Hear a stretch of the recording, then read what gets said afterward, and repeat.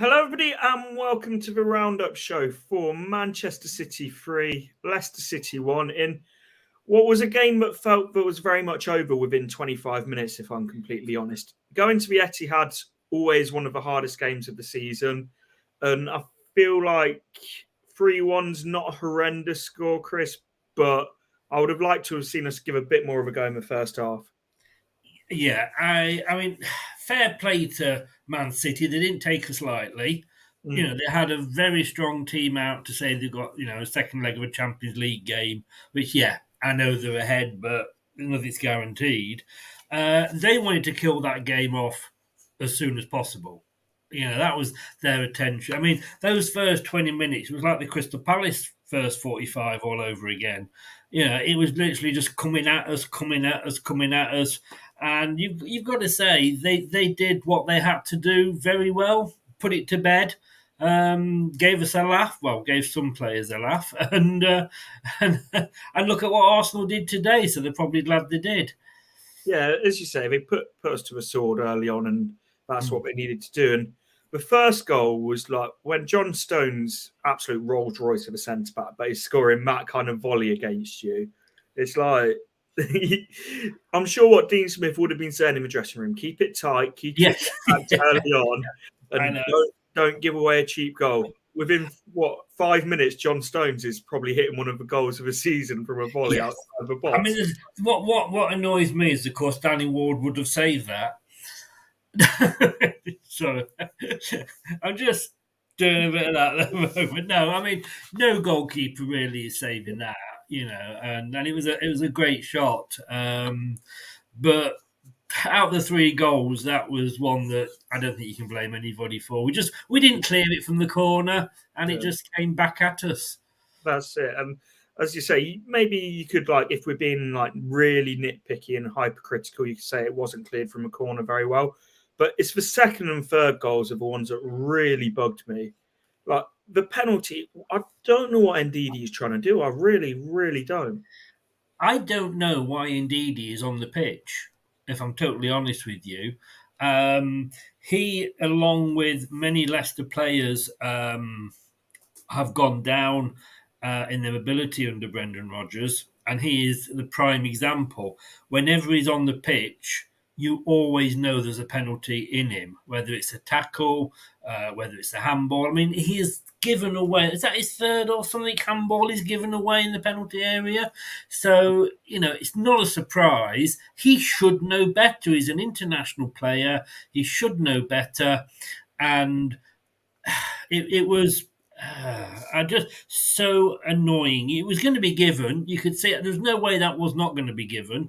Mm. Um, Well, so I was right at the top of the top tier, and I could see that was a handball. It's like yes, yeah, there's not even a decision to be made there from the referee. Like it was so obvious. And I think what's baffling about Ndidi is with Vardy's decline, you can put it down to age and you can put it yeah. down to the legs are starting to go and it's natural at the age he is. With Ndidi, he should be in his prime years now. And I know he's had injuries, but the drop off is absolutely staggering from what was one of the best, most sought after defensive midfielders in the league to someone he just looks like Bambi on ice every time he's got the ball. I can't argue, with you on that point. You were just totally spot on. I when I saw the team, I did say, "Is that a Shakespeare decision?" Because obviously, he'll remember him. But I don't know how Mendy doesn't start these games. I think for me, he's the best option. All right, some people may prefer Ndidi or Sumari, but I just think Mendy is the best option. Indeed, he just scares me every time he goes into a bit of a defensive position. And they were coming at us so much.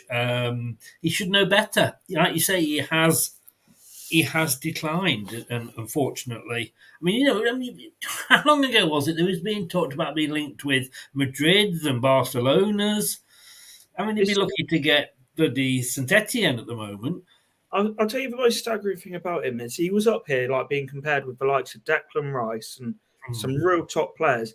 Now we're saying Mendy's our best defensive midfielder, and I don't think Mendy's anything particularly special, but he just does the basics well. And it's Yeah, like he's like it is staggering how far backwards he has gone. Like and I know a lot of players haven't progressed, but he has gone drastically backwards. Agree.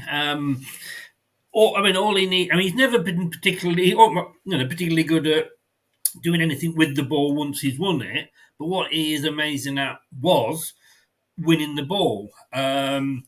You know, like I say, I'm just confused as to why he is even, in the starting lineup. I mean, Man United were after him at one point. All the fans said, "We want Ndidi, we want Ndidi." You can bloody have him. Still want him. This sounds horrible, and there's a fair few players out of contract in the summer. And I'm going to sound like really harsh now. He's one that I'm not too concerned if he goes. Just get a fee for him and get him gone, because I agree. Like it's not as if it's just been 1 year either. It has been a staggering decline from him, and like you're patient with players because you think, yeah, he's coming back from injury, but we've been saying that for 18 months with him. It's not as if it's just like some players never quite come back the same as they were when they've and he's had a few injuries, hasn't he? One after the other. I mean, I agree with another one that I would let go. I've got to be honest with you, is Ricardo, because I just think he's going to turn into. Well, he's already turned into a sick note. But yeah, I agree. I can't argue. I find myself in very strange territory because I'm agreeing with you way too much here. I don't like this, Chris. Even if you don't agree with me, can you just pretend? I love Ndidi. Man of the match for me. Because this isn't right. Normally, you're this side of a bit. I'm here, and we're like right at the opposite end of the sticks. But yeah. I gotta say, you were talking so much sense, and I can't believe I've just said that. I don't like it. The third goal, I thought Ndidi was dropped slightly short from a pass from KDH, but as soon as De Bruyne does him in that situation, just bring him down. You've got Haaland like making a run behind. Just bring De Bruyne down, because you can you take the yellow card. You can see the dangers there. It's just soft and weak play from him. But that's our team, isn't it? We haven't got that passion or that hard man. Well, I suppose Christensen is the nearest thing that's come in. But, if you look at all those players, sometimes it's been like watching the Powderpuff Girls this season. Like you say, taking down. But he was, I've got to say, I think it was KDH, wasn't it? The player, because it had been a lovely move up until that point. We were passing it round, and it was fantastic. And then KDH goes and ruins it with a short pass. But I mean, let's be honest with you. At 3-1, our goal difference hasn't been damaged that much, and that's the main thing. Yeah, at 3-0 down after 25 minutes, you think, oh God, here we go. It's not just the goal difference that's going to get damaged. The confidence, all that feel-good factor is just going to have been gone. But I think an element of Man City taking their foot off the gas, and an element of us changing it at half-time. Second half, we looked much, much better. We're going to get onto some individual performances a little bit later on, but I felt like we had much more of a goal threat up front with Iheanacho playing. I think, what? If we had Jock Wallace as manager, we'd have got some points to win in the second half, wouldn't we? I mean, all right, you could argue that they maybe took the foot off the gas, but you can't be too careful. I mean, I was doing the watch along for it, and I had the BBC comments coming up on the other screen. And there were Southampton fans there going like, hey, our 9-0's going to go. A new record coming here. And I had to say, yeah, in fairness, he probably is at that point. But wasn't it nice to see that we could actually make substitutions at half time? It was. It wasn't the typical 60th minute that we waited for. But I'd tell you something in the first half. We had absolutely nothing going forward. And we're going to get into why that was in just a second, because I've seen a lot of differing views. But before we do that, I'm going to jump into the live chat, because we're going for 10 minutes. I haven't walked through the chat yet. Also, I've left a poll in the chat. Not like that, Chris. Dirty-minded bastard. I never said a word. I could tell what you were thinking. Yeah, I I'd like voted on it. I've already voted. Are we staying up? Yes or no? Vote on the poll. Vardy laughing annoyed me more than the performance. Going to start that because we're going to come back to that at the end of. I'm not too concerned about it, but we'll get to that in a minute. If I was Vardy up front, I'd laugh. Isolated up front too, I'd laugh. Thing is, Vardy, I don't think he was massively isolated. If I'm honest, he just wasn't making the runs that he usually does, and we didn't have any outlet which Vardy needed to be. And I don't think that's through a lack of trying. I just don't think he's got the legs that he once had. But the reason I say that is in the second half, we were still very much set up the same way in terms of getting men behind the ball. But then it was about counter attacking when Man City did make a loose pass or when Man City did give up possession. But Iheanacho was much more of an outlet than Vardy was. And as I say, I don't think that's a lack of trying from Vardy. I just don't think he has the legs that he once did. No, I'm just wondering how many people it's going to take for that to hit home. Because he was still being played at the end by Brendan Bellend. He was still he was picked then by Sadler. And he's been picked by Dean Smith. You've surely got to look at that. Do you know Iheanacho scored more goals, I think it is, against Manchester City than any other team in the Premier League. That's quite And a and you know what? As well, he did the same against. He scored more. He's our top scorer against Aston Villa. Neither times did anybody look at that and go, maybe we should start him. You've got to please love Vardy to bits. If he came in now, I'd bend over and have his babies. But he's past it. He's totally past it, I'm afraid. And these people that come out I did a show earlier. We talked about it before I came live, and I apologise to any fans that were in my chat earlier that I upset about it. But you can't keep saying, "But it's Jamie Vardy." I tell you what, give me a spade. I'll go down, go up to Bolton and dig Frank Worthington up. Let's put him on the pitch and see if he can get more touches than Vardy. We've got to let these players go. And as much as I love him, and his story is amazing, and I think he should be remembered longer than Harry Kane. Nearly said Michael Caine then. Harry Kane. I just think his time has now come. And it hurts to see, and this is why it hurt me with him laughing, but it hurts me to see that player not go out at the top, if you know what I mean. Yeah, the thing is, I don't think he's completely finished to the level that I think you do, but I don't think he should be starting, in particularly a game against Man City. I think you used to start Vardy in that game because he got the legs to stretch from the other way. He doesn't have that anymore.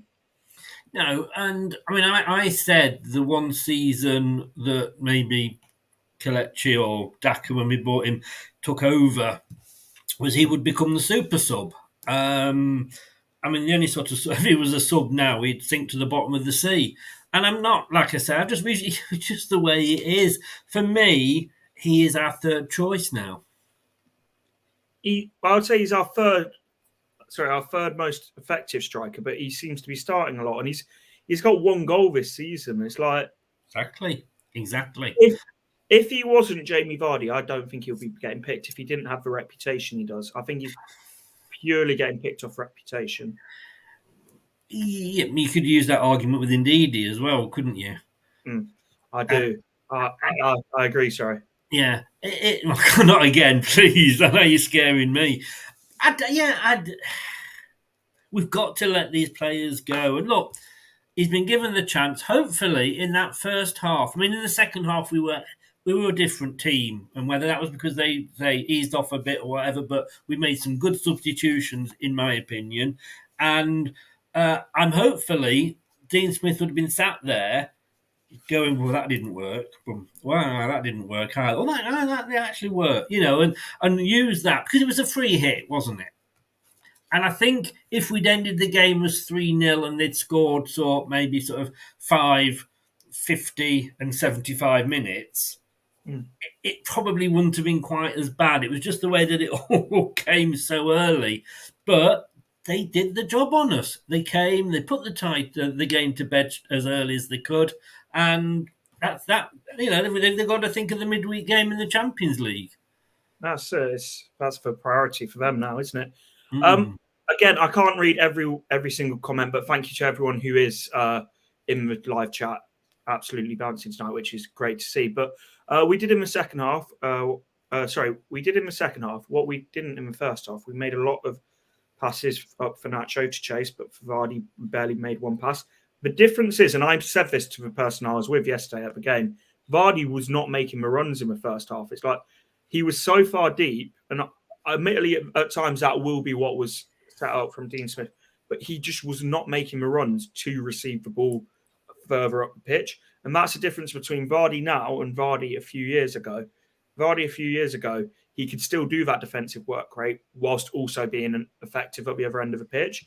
I just think it's caught up with him now, which is sadly was always going to happen. But let's talk about the second half a little bit because we'll get back into we're going to talk about Kyle's comment in just a second about Vardy laughing because I know I'm very much on a different wavelength to you of it. But just a bit. I thought second half much, much better. Created a lot of chances. We could have and probably should have at least got the second goal as well with Maddison had to square that to Iheanacho. Like if you don't score that, you have to have squared it. Like if you're going to don't square it, you've got to make sure you're going to score it. Yeah. But it's like if you're going to go for the selfish route, and I think for Maddison, like his selfishness is one of his best traits in a weird way. But there's a time and a place. Do you know what I mean? It's very awkward because I can remember that the Great Escape year, and I can remember watching us, and it was like none of the strikers had the confidence to take a shot. And then we brought Cranrich on, and I love Cranrich, to be honest with you, and he was having shots. All right, a lot of them were going wide or over, but if you don't have the shots, you're not going to score. And so I do like that, like you say, that selfishness part of him, but he's got to look at that and go, Nacho's in. And I think he'd have got the ball to him as well. I know there was a defender there, but I think he'd have got the ball to him, and I think that would have been 2 goals. And then, hey, it's interesting for the rest of the game, isn't it? It becomes very nervy because they'd also taken a lot of their big hitters off, hadn't they? So with Haaland, I think De Bruyne came off. But not. They bought some second string players on that you'd never heard of, you know. Like just that average bloke Julian Alvarez that starts for like 17 of the teams in the league, and Sergio Gomez, not a half bad player, and Kanji. It's like it's a hard life for a Man City fan. It is. That's why most of them don't bother going. They're just used to watching it. To be fair, I said this yesterday.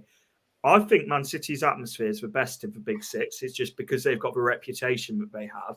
It's sort of mocked, but their core support is very good. I can't, because obviously when I'm doing the watch along, I can't have the sound on for legal reasons.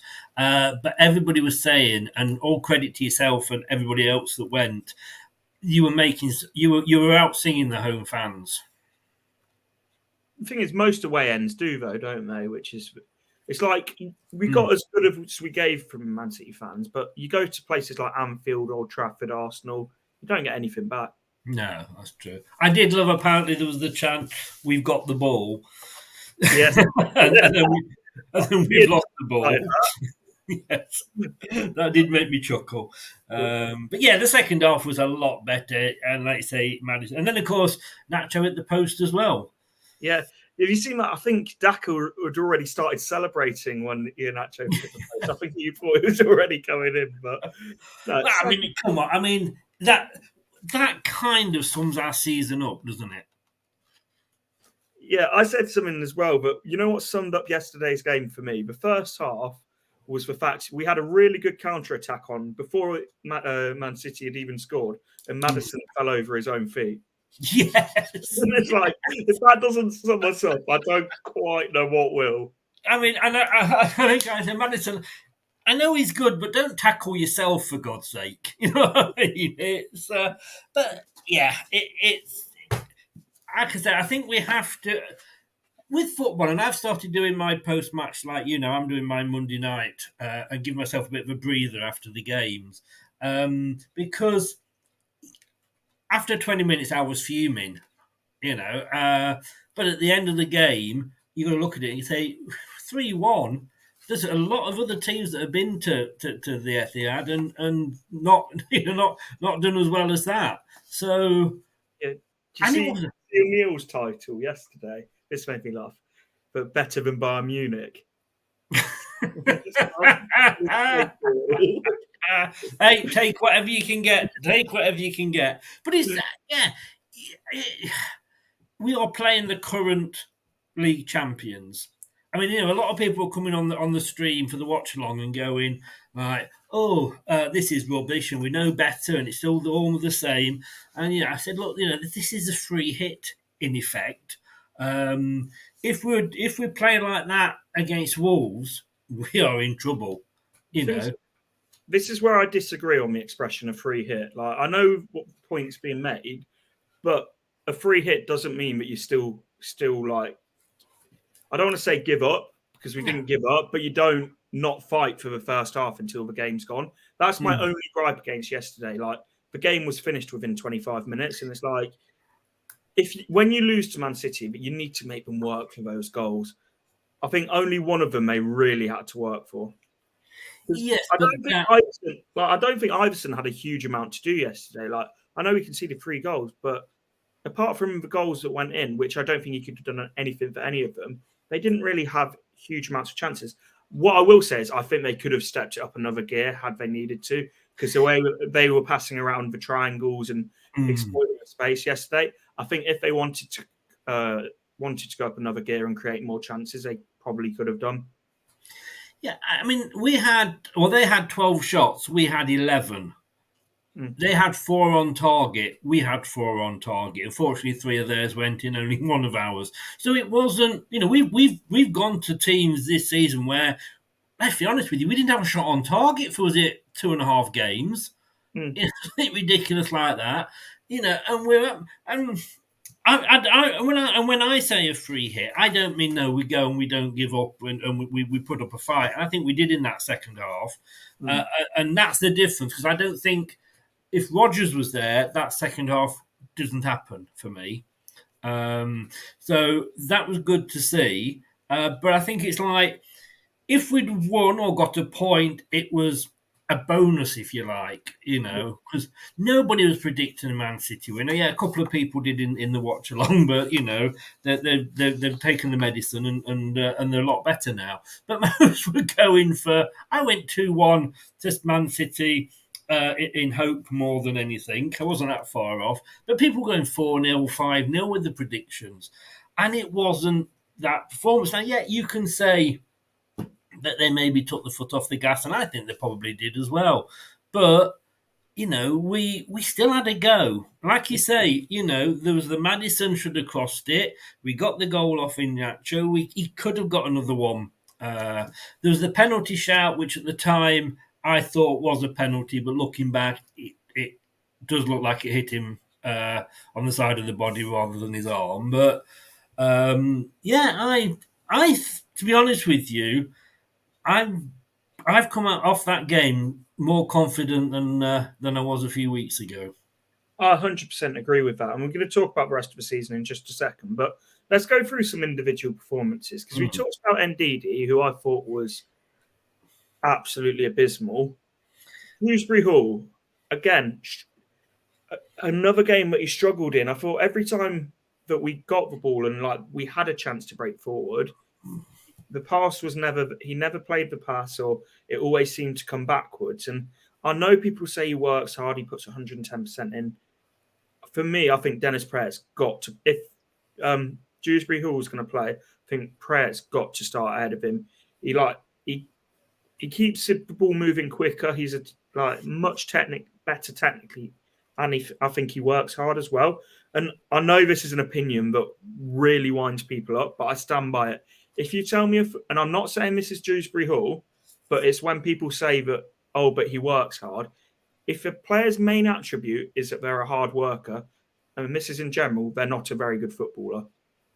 Like, if that's their main attribute, because people will say Mark Albrighton worked hard and use that as his main attribute, but he was also a very good crosser of the ball, and and also got into the right areas at the edge of the box. With Dewsbury Hall, I feel like I feel like he's a half decent midfielder, but shouldn't be starting week in, week out. And his game's been exposed more than it should have been because of the amount of football he's played.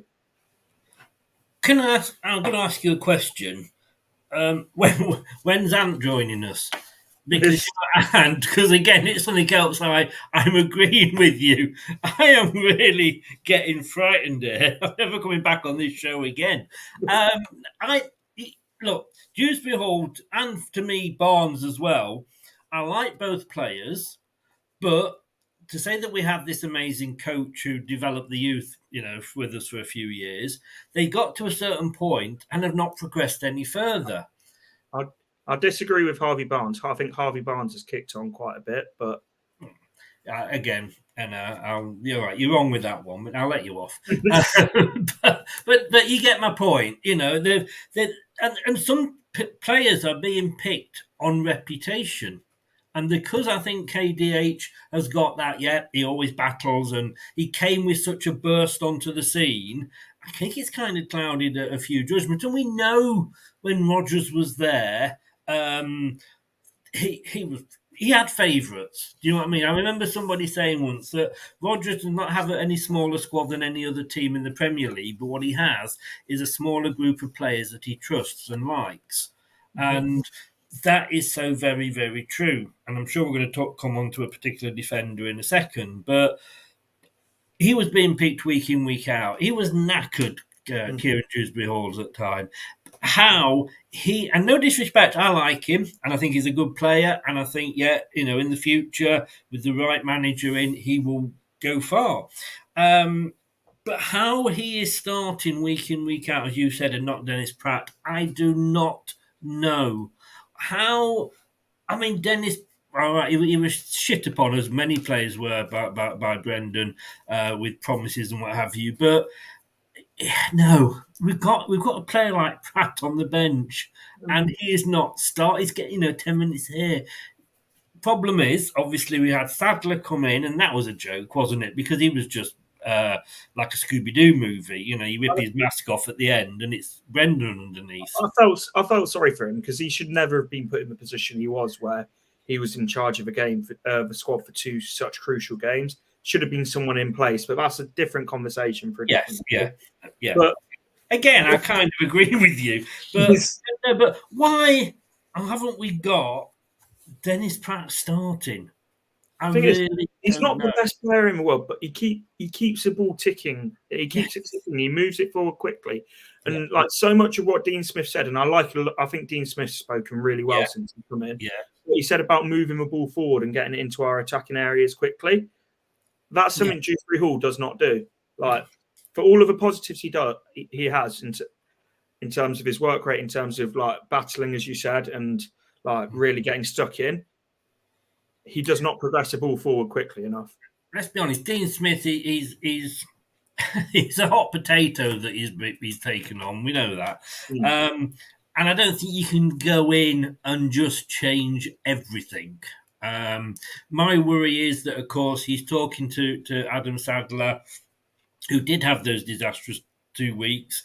He could have made those 2 weeks a lot better than he did by actually not just copying Brendan. Who looks at us and he says, "Oh, I'm just going to do exactly the same as the guy who's just been sacked for not winning. There's my plan." But look, that was then. This is now. Yeah, KDH. He needs a break, and in these, I think, as I say, for the rest of the season, personally, I would be starting Pratt. Yeah, I agree, and it's not an anti-KDH thing, which I know I get accused of sometimes, but it's more the fact he's been played 90 minute after 90 minute after 90 minute with Brendan Rodgers. I think his confidence is on the ground, and I don't think he should be starting even with like. I don't think he's starting week in, week out anyway. But I think it's the reason we have squads to freshen things up. Yeah, and hopefully we've got a manager now that will do that, because we didn't. But fingers crossed he will. But that's why the players are there, to freshen the squad up. Yeah, I completely agree. Everton fans seem to have given up now. It's interesting because Everton fans seem to have, Leeds fans seem to be resigned to relegation, and Leicester fans do. So I think it will be Southampton, Forest, and then that last spot I think is between Everton, Leeds, and ourselves. Yeah, I think Crystal Palace are safe now. And we all laughed when they reappointed Roy, didn't we? Bloody hell, wasn't that a masterstroke? Um, I think West Ham are safe. But yeah, I've just got this feeling we're going to go down, unfortunately. I think we're going to stay. I think we're going to stay up, but I think we're going to scrape it. But guys, vote on the poll because we're going to talk about that at the end of the stream. We did in the second half. Oh, yeah, I've already read that. Apologies. Look at Bournemouth; they're moving in the right direction. Yeah, They really are. I'm loving that living down just outside Bournemouth, aren't I? Thank God you invited me on because I was invited on a Bournemouth channel at 8 o'clock. I can't do it again. Everton have a torrid run in Leeds too. We must capitalise on our next three. Next three is do or die. If we don't get at least 7 points from those three, it's over. Agree. We've got Fulham as well. I mean that's winnable. And let's be honest with you, so's Liverpool. If we're I was having a chat with Doug earlier today. Their away record is horrendous, absolutely abysmal. Guys, do get the likes up on the stream. It does help out gets the channel out there. Check out Leicester Till I Die. It should be able to just click in the title and be there. But for me, Vardy needs to be someone who comes on after we are leading games, good at organising a press and chasing down, not getting an advantage in the lead anymore. I think, yeah, as I say, I agree with that, Chris. And I think I'm not in this camp of he's finished, he's got no use. I just don't think he should be starting week in, week out. He's not he's not even a 45-minute player. His role is now that role of Iheanacho that's coming on for the last 20 minutes. Hopefully their defence is knackered and they'll just see him coming on and think, shit, okay. And he goes his last 20 minutes, give him the freedom, and I think he will just I think that's his role. I just hope he doesn't go on too long and his memory is ruined, if you like, because players are only as good as how you remember them, and you want to remember him for what he's done for us. To be fair, I think he could keep going for a while before he has any worry of that. But I do know what you mean. Some players go well beyond sort of when they should. Yeah. Nacho needs more time on the pitch. He has speed. He isn't afraid to break and run. He also, I think he's our best option if we're going to play a solo striker now, I think. Yeah, and look how that's changed. Because it wasn't so long ago we were saying he couldn't play on his own up front, but yeah, he's got a good touch for a big guy, and I think we just haven't had a chance to see it because he wasn't being given the game time. Yeah. Maddison was world class at game, even with the slip. He looked like the only player with the new manager bounce. I wouldn't agree with world class, but I think he did have a very good game. But it was just that moment that he needed to get his head up and make the pass. But yeah, again, I'm not going to really judge Dean Smith too much off this game. I think his time to be judged will be Wolves, Everton, Fulham, those. But do you not think though that it was an improvement? I still think if Rodgers had been here, we would have lost that by more. Potentially. I don't think we would have had the fight that we had in the second half. But no, we wouldn't have made the changes, would we? Let's see what you guys are saying. KDH is a good player, but shouldn't be starting every game. Agreed. KDH top Championship, low Premier League. Yeah. You didn't seem to agree there, Chris. No, well, I think it's. I don't know. I mean, it's a fair point. I think he's better than the Championship. My thing is, a lot of people talk about KDH as if he's some kid breaking onto the scene. He's going to be 25 in the summer. Yeah, that's the thing. Yeah, he should be heading into his prime years now. Like when you see him, he's getting. He looks to get being frustrated. I agree. What happens to Leicester if they go down? To Leicester business if they go down? It's a conversation that takes, I think, longer than we have for, on today's show. So Yeah. not good things. Not good things. Let's be really honest. Danny Ward cost us a lot of points. But who was picking Danny Ward week after week after week when he was making howler after howler? No, it's. See, I'm torn on this one because yes, I know what you're getting at with that, but the defence in front of him was bloody awful at times. It was, but also I don't think he was installing. Yeah, but saying that, who was picking the defence in front of him? And we saw who our best centre back was yesterday. Again, I agree. God, it hurts, but I agree with you totally and utterly. Who plays Daniel Amati on the left of the two centre backs for the first however many games? Belen does. That's who. And no matter how good the goalkeeper is, if your defence in front of you is shit, you're not going to be able to stop every single thing. So I accept that he's, I still say Schmeichel was past his best. And I think that last season that he was with us showed that he wasn't the player that he was. So I think everybody that's sort of saying, we shouldn't have let him go, and I don't think we know the full reason why he left, to be honest with you. But I think it was time, but we should have got another goalkeeper in. I think the thing with Schmeichel is I think he was past his best, but I still think he would have been our best keeper this season. And then from this season, like at the end of this season, should have been when he went. But I feel like there's a lot more than we know went on behind the scenes with why Schmeichel left. I think so. And as well, he's a big miss in the dressing room. He is. And that's the problem. As much as you've lost a very good shot stopper there and a very good goalkeeper, you've also lost a huge leader. Yes. Yeah. But let's talk about him. We touched on him, man. Siunchu. Brilliant, wasn't he, yesterday? Where the hell has this guy been? Why is he not? But he started he's played 2 games against some, no disrespect, lower division team in the first 2 rounds of the Fizzy Pop Cup, and what a difference he made. Okay, let's take the first 20 minutes out because that was just an abomination. But once he got past that, at one point, he got the ball and he literally ran halfway into their half, played a superb pass to Christensen, who got the ball across. My God, how did we miss those sort of runs? Harry Maguire-esque almost. My man of the match. I'm sorry, he was my man of the match. Well, for me, I had Iheanacho, but he was definitely up there. And considering how little football he's played, to then be dropped in at the deep end at the Etihad against potentially the champions, and even you say for 3 goals, he wasn't at fault for any of them. No. Didn't he play actually against? Wasn't he in the other Man City game? Actually, thinking about it, I think he was. Yeah.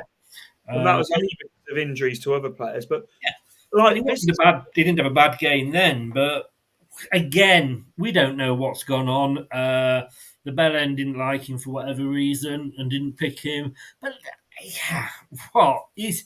I like that. I like that. Those 3, to be honest with you, and it was good to see him back. And if he doesn't start most of the games up until the end of the season, there's got to be something wrong. Yeah. And I think this is where I said with Brendan Rodgers, and I said this for a long time, no matter what had happened, he couldn't put personal feelings aside for the best of the football club. And I think that's coming out more and more as time goes on of him going. And as I said, I'm not quite as anti-Brendan as you were. I wanted him gone before you did, but I'm not quite the insults that you are. But you're just too calm. That's your trouble. Let it out. It's in there, Dan. Let it out. No. But what I will say is, it's like the personal things of he seemed to have said Danny Ward's for number 1, no matter what. I've made that decision and I'm not going to go back on it. And then it was almost to the point of too late when he thought actually Iverson needs to be given a chance. With Siunchu, I almost feel like he wanted to make an example out of him, but when we didn't have the players to make an example of him out of, it's very easy when you're Pep Guardiola to make an example out of Cancelo when you've got like John Stones, Kyle Walker. Do you know what I mean? Yeah, yeah. Look, like I say, we won't know what's gone on. You have to put the best interest of the club above personal feelings. Mm. Any manager in any situation, in any job, has to do that. They're not going to get on with all the staff, but if the one that you don't get on with is your best performer, then you have to acknowledge that and eat a bit of, well, I say humble pie, but accept the position. Didn't we used to have a manager like that, didn't we? Called I think it was called Nigel Pearson, and didn't he sort of not get on with a certain right winger? But when he brought him in towards the end of the season, it sort of changed our season round. Or am I getting that wrong? So we've got a history here, haven't we? With it, but I mean, okay, look, the guy's head maybe was turned because was it Real Madrid again that was linked with him? Uh, of course, his head's going to be turned. Jesus Christ, I'm sure there's players at Spurs and Liverpool that have their head turned. Well, you say Um, Sealerman's head was turned for how long, and he still played week in, week out. It's like, but I'm not going to insult him again. You've told me I insult him too much, but he was a very, very close friend of Brendan, wasn't he? Let's just say leave it at that, shall we? But again, I don't agree with him, and I don't think Tielemans was all that good on some games, and he was still picked. But like I said earlier, that comment, not a small squad, but just a small group of players that Brendan either felt he trusted or that he particularly liked and got on with. I mean, it's favourites. I honestly think it's favourites. it is, and I agree a lot with some of what you've said there, to be fair. But what's been has been with Brendan. I think it's now about getting behind Dean Smith till the end of the season and Oh, sort of agree, 100%. I've turned a new leaf. And before we actually talk about Dean Smith, one player I thought did surprisingly well yesterday, Luke Thomas. I thought he came on Yes, very yes, I agree. I Christian agree. struggled in that first half. Luke Thomas came in and did well. I think Luke Thomas, I think, gets a lot of criticism, which is unfair. I think if you think about where would we have been if we hadn't had Luke Thomas, because at some point we didn't have any other left back or recognised left back, left wing, whatever you want to call him, available. So he's a good player. He's played in Europe. Yes, he has the odd bad game, but who hasn't this season? And I think he came on, and we also went, "Wow, really?" But yeah, he was getting back. He was getting the tackles in. I thought he did very very well. I like him, but some fans don't seem to take to him. Thing is, I don't think he's good enough long term, but you've got to give credit where it's due. Yesterday, I think he had a really good game. But But again, he's not. He's still quite young. Again, he's younger than. Well, I don't know. Christensen's younger than him. All right, before you say I said that, but I think he's still got. I think maybe a loan away wouldn't do him any harm. But as a backup, I don't think if you got Christensen, I don't necessarily think he's going to be first choice. But yeah, he gave us a good option yesterday. And isn't it nice that we've actually got a manager that sees these things? it is for sure. And with Luke Thomas, I think he was almost in that what we were saying about Dewsbury Hall earlier, where he's probably played too much for how far along he is in his development. And I don't think a loan to the Championship would be the worst thing for him. I really, really don't. But No. let's obviously I said about actually I started a comment earlier on, but I thought going to talk about very quickly. Vardy laughing annoyed me more than performance. For me, I wasn't massively bothered by it, and I know some people were, some people weren't. For me, and you know this with me, Chris, I laugh when I'm pissed off. So I don't know if it was something like that, but I'm not going to overread into it. I think that we've got so many bigger things than starting a witch hunt on a player laughing for what 2-3 seconds. I'm not. I don't think we should start a witch hunt on him. and I think he's got enough credit in the bank to get over it. I mean, watching it on the telly, unfortunately, it was at that moment that the camera zoomed in. Mm. I actually wasn't going to do a show on it, but I do have a soapbox platform called Life's a Pitch, and I thought, sod it, I'm going to, because it annoyed me because of when it was. How many times have we lost a game and fans have said, oh, when we're walking off, the players were talking to the opposition players and smiling and patting them on the back. Well, that's after the game. This was during the game. This was we've just conceded a third goal in 20 minutes. And unfortunately, the camera picked up on it and he actually went. So you couldn't lip read what he was saying.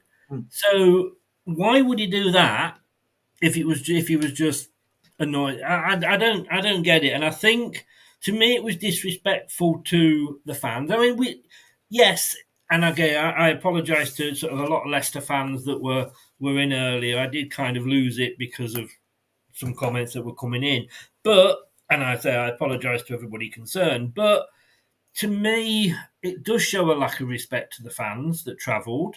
It shows a lack of respect to the fans that follow the club. If we were, let's say we were third in the league and we were losing 3-0, different. We're in a relegation battle and he thinks it's bloody funny. The thing is, I don't think he thinks it's funny. It's not good timing at all, and I'll give you that. But it's like, I'm not going to go overboard with like, what was it, a 3-second clip of someone laughing and sort of, as I say, timing's not great. Like, there's no denying that. But I just don't think it's worth sort of getting massively uptight over, because ultimately, like, yes, we said his performance wasn't great, and I think that his performance and his care are two separate things. But I still think he's putting everything into it. It's just I don't quite think he is what he was before. But at the same time, let's say as a hypothetical, mate, he'd had a good game and we lost 3-1 in the same way. Do you reckon there'll be the same reaction that there is? No, but then of course, if you've a player has spilt blood on the pitch and given his everything, plays for 90 minutes, runs himself into the ground, maybe gets the goal, and then he's laughing and joking coming off. No, it doesn't get the same reaction. Of course it doesn't.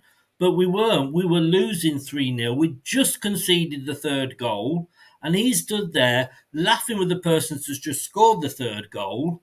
It just doesn't. It was a bad decision to do that at that point. If he wants to tell him a joke, tell him a joke at half time. Knock on the bedroom door and go, knock, knock, who's there?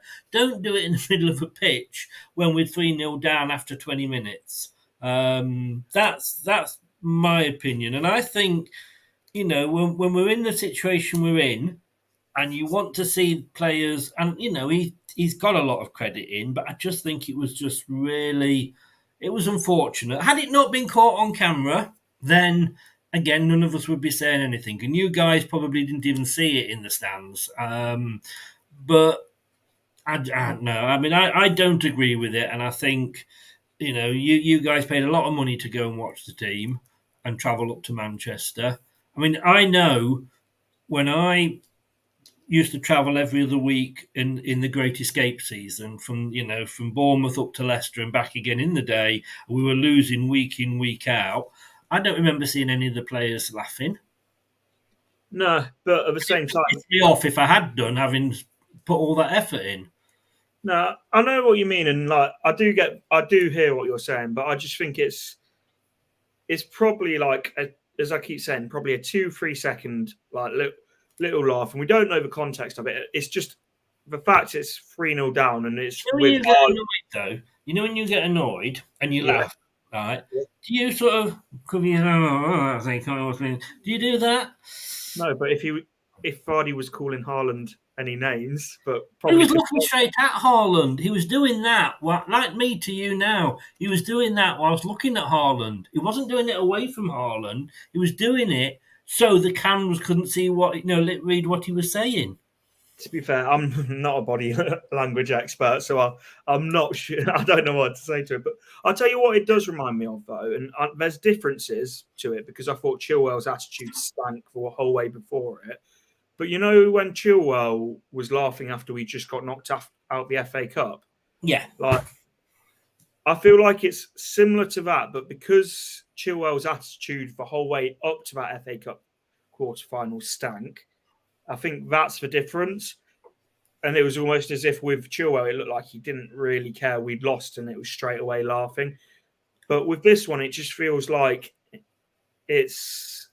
It just feels slightly different of the fact it was a screenshot taken, and sort of don't know what's going on really. Okay, let me ask you. I'm just having a look here.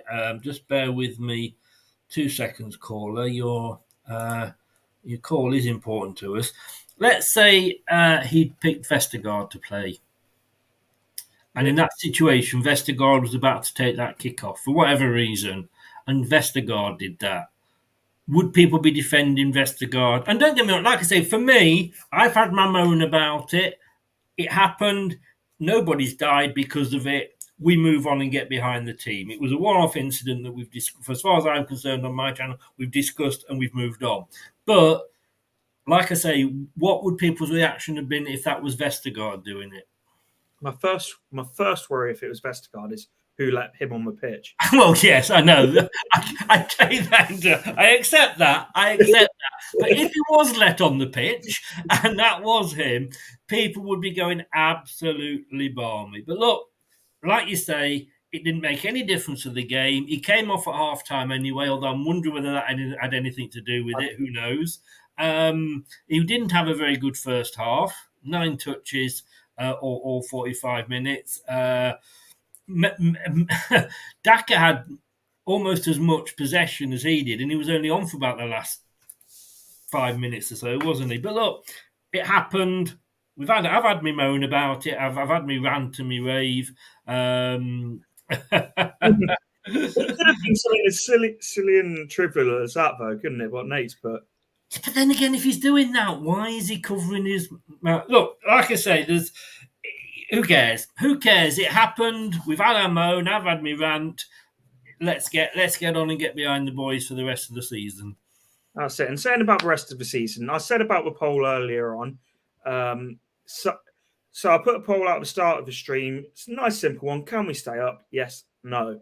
So we have had 30 votes, 68% saying we can stay up, 32 saying we're going to go down. Chris, what do you think, mate? Down. I honestly think we are going down. I did a poll for the Bournemouth game. You know, I do the X Foxes prediction league, and that week when they were predicting the Bournemouth game, I asked them 2 questions: A, what the score was going to be, and B, can we stay up and can we go down, or will we go down? And of just the X Foxes, half of them said we will go down, and unfortunately, I think we will.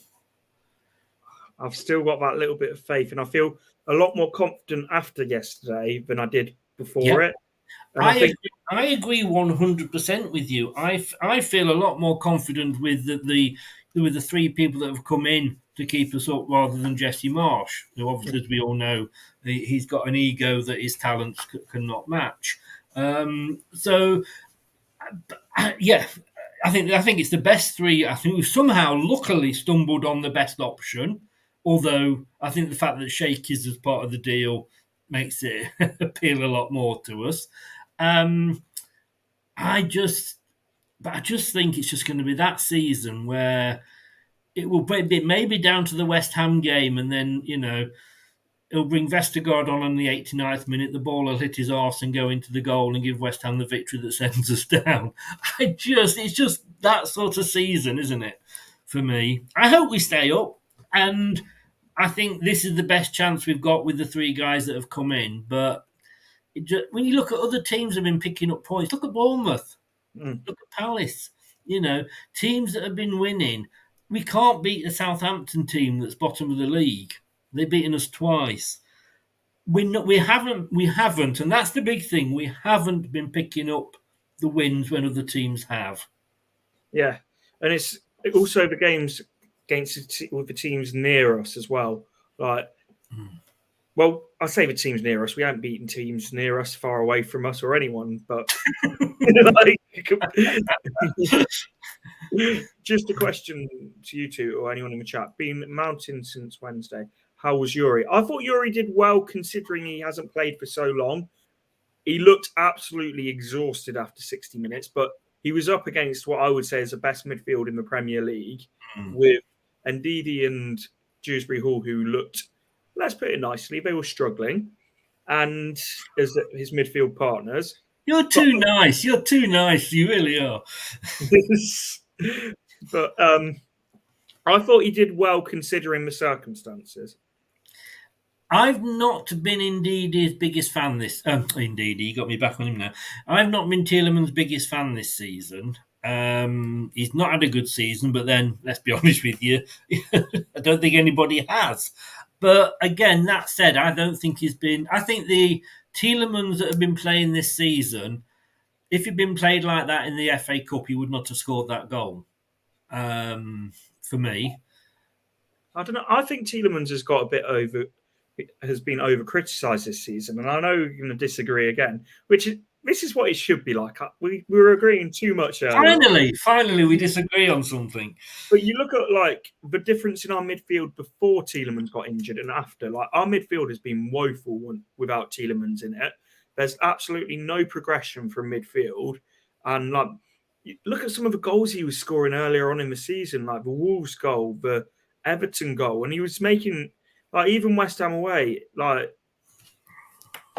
I know he didn't score, but like he's had a lot of good performances this year. But I feel like there's almost this, oh, he's going next season, and like so every time that there's a bad performance, blame it on Tielemans, and it's like I feel like he's been a bit harshly treated, if I'm honest. I think the problem is that when he wasn't playing well, he was still being picked. Yeah. Because again, he wouldn't drop him for whatever reason. And that just star that, because I'd like to come back to that in a second if I can. Which one? World Cup? Come on. Yes, yeah. Okay. Yeah, I think he was playing too many games as well. He was playing literally 90 minutes every single game. I'm sure if they were doing a five-a-side against the local pub team, Brendan would have picked him. You know, he just wouldn't give him a rest. I don't think that did him any favours. He also went to the World Cup, didn't he, with Belgium as well? Exactly. Yeah, exactly. And we if he's played correctly, and he was played better yesterday, to me, he was played more where he should be being played. Then you've got to include him. He's our best player. I don't like him because I don't think he's treating the club very well. It's interesting that nobody's come in for him because he can sign I always want to say prenuptial, but he can sign pre-contract agreements with clubs abroad. And it's the same with Soyuncu, nobody's come in for him. But I disagree. I don't think I think he's been very respectful of the fact he wants to leave, but he's still putting a shift in every time. If he wants to leave, if he's being respectful, why doesn't he do what Grealish did at Aston Villa? Why doesn't he do what Maguire did at Leicester? And that is sign a contract extension that allows him to talk to players, to teams at an agreed amount, or teams that are in European competitions, but still means that we will get some money from him. That's being respectful to the club. The thing is, like, it's very easy to say that, but we don't know what the contract he's been offered is. If like that contract may well not have any of those clauses in, because we very, very rarely put those clauses in contracts where if X, Y, and Z come in, you can go. But we did for Maguire, which is why we were able to get 80 million, and I didn't know that at the time. He found that out, I think, off Rob Tanner this start of this season. So the thing is, I had Rob Tanner on here as well, talking about the same thing. It wasn't a clause that meant Maguire could go. Maguire already knew United were interested in him. He just knew it meant that we would get a bigger fee. And he also knew the fact that he had 3 or 4 clubs interested in him. With Tielemans, and as I say, I'm probably slightly biased because he's one of my favourite players. If he signs Oh, yeah, that, all right, Brendan. Don't take favourites. no, but if he signs that contract, let's say he signs a 2-year contract, who's to say that he gets any move? Like he could then be stuck at Leicester for another 2 years, which like I'd love that because I think he, as you say, he's a brilliant player. But for his career, is he going to progress forward if he's staying at Leicester? I agree. I take your point. I don't agree with you. So I take your point. I've been saying it just too much. It just automatically comes out. I take your point on that, but are the clubs that are going to come in for him now the same clubs that would have come in for him 2 seasons ago? You know, when he was playing in the FA Cup, when he was because he was a hell of a lot better player then. I Uh, think I I don't think the same sort of clubs come in for him. I don't The know. only talk about Arsenal coming in from is from the fans. Nothing, official or anything. I don't know because I think he's one of those, but he's got the reputation that some clubs will still go in for him. But the names that being linked to him before were never realistic. Like Real Madrid's never going to sign Tielemans directly from Leicester. Like I hate to say it, then like it's just not going to happen. And I think the thing with Tielemans is I still think he could get a move to like an Inter Milan, AC Milan, sort of a big club like in Italy or somewhere like that. Which ultimately, I think if he's playing Champions League football, that's the step up that he will want to make. But it's very hard to know really. But let's get into these last few comments, and then we are going to head off. Disagree, Chris. If Tielemans signed a new contract, we would ransom him for a fee and perhaps deny him a move at his current age. He knows that he will have a bunch of choices in the summer as he's free. All I will say is 192 million pound had to be written off in debt. We still have quite a few £1 million in debt, and that's probably 20-30 million that we're losing out on as well because he won't sign a contract. But yeah, he loves the club. Yeah, but he's only seeing out the contract that the club gave to him. But I feel like we could go back. We're going to go in circles with this, aren't we? So, Anthony, how are you doing, my friend? I hope you are well. Big up, lads. Hope you are well. Just saying, if you go down back, you could do a Burnley and come straight back up. I don't think we do a Burnley and come straight back up. I really don't. But then we don't know what kind of summer we have. Like it's so hard to say now because we could have a very good team next year, or we could end up doing the Sunderland. Like we really don't know. No, but then I've got to ask Anthony: are Arsenal intent on doing the Spurs and throwing it all away Again? It's quite funny. I was talking to an Arsenal fan earlier, and he was getting quite. Oh, never loud. mind, you poor thing. I know he was getting quite loud and rude, and I was like, for someone whose last title challenge ended up with Wes Morgan lifting it, you'd think they'd have a bit more respect. But here we are. Here we are. I'm just joking around with you, Anthony. But Love you, Anthony. Love you, Anthony. anyway, I think we've covered pretty much everything in this and gone for over an hour, which I've really enjoyed this, and it's flown by. Like this is why I enjoy having you on here, Chris, because you like we don't agree on everything, but it makes it more entertaining and more enjoyable. I try and explain on my channel that me and Brad, it's very rare that we actually ever agree on anything when we're on air. But when we come off air, it's like, I actually agreed with you on that point, but we just play devil's advocate with each other because it does make it a more interesting show. And I promise you, if you have me on again, I will not agree with you as much as I have done today. You said to start this comment actually just before we do head off. So, I forgot about that. Yeah. All I would say for me personally, I think there's a lot made of that World Cup break. I think you need to have a look at the teams that we were beating. Yes, Ward went 5 or 6 games without conceding a goal. Yes, we suddenly got a few points. It probably kept Rodgers in the job, but we weren't. We were beating teams that, all right, now we can't beat them, but then we should have been beaten anyway. So I don't think that run was as good as maybe everybody sort of seems to think it was. yeah. In hindsight, I agree. At the time, I was getting very excited saying Leicester are back and all of that, but everyone's a genius in hindsight. And we are. We're meant to be reactionary. We're football fans. So Exactly.